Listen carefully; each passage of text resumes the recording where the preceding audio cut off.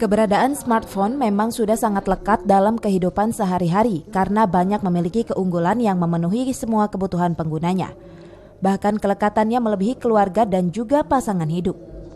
Harus diakui kecanduan dan tidak dapat lepas dari ponsel pintar tersebut yang lebih parah kita tidak pernah peduli akan bahaya dari HP tersebut.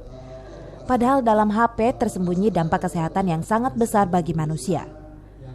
Menurut penelitian, rata-rata orang mengecek smartphone dalam satu hari 150 kali atau 15 jam per hari smartphone berada di saku dan selama 22 kali menempel di kepala kita.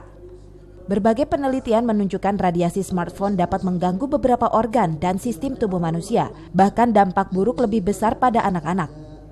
Dalam pembahasan diskusi tersebut, Kepala BNN Kabupaten Bogor Nugraha Setiabudi mencurigai adanya kandungan narkotika pada smartphone tersebut, sehingga dia mengkategorikan smartphone merupakan jenis narkotika baru.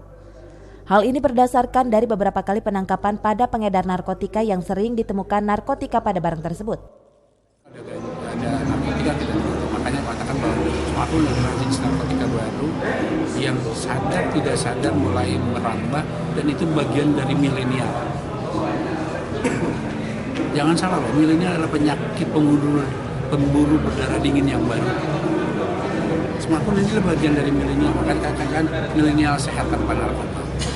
Boleh kita smartphone boleh, tapi yang penting tidak milenial. Sementara itu, Kasat Narkoba Polres Bogor AKP Andi Alam menjelaskan dalam pengawasan peredaran narkoba, smartphone menjadi salah satu barang yang masuk dalam pengawasan. Dan selama ini belum ada regulasi pasal dan undang-undang sebagai payung hukum yang melarang atas penggunaan smartphone. Dari smartphone itu sebenarnya tidak ada yang dilarang. Kan semuanya itu diperbolehkan dan legal, tidak ada ibaratnya suatu regulasi atau pasal yang melarang orang menggunakan smartphone. Gitu. Artinya di sini yang kami angkat ini hanya masalah pengawasan. Istilahnya smartphone itu kecanduan gitu. Itu sebenarnya tergantung dari pengendalian diri. Pengendalian diri khususnya juga kepada orang tua, ke anaknya untuk mengawasi anaknya gitu kan. Jangan membiarkan anak itu terbuai oleh smartphone. Pihaknya menghimbau terutama bagi anak-anak harus ekstra ketat diawasi oleh orang tuanya. Pasalnya kecanduan smartphone pada anak-anak sangat membahayakan. Dari Cibinong, Kabupaten Bogor, Edi Junaidi melaporkan.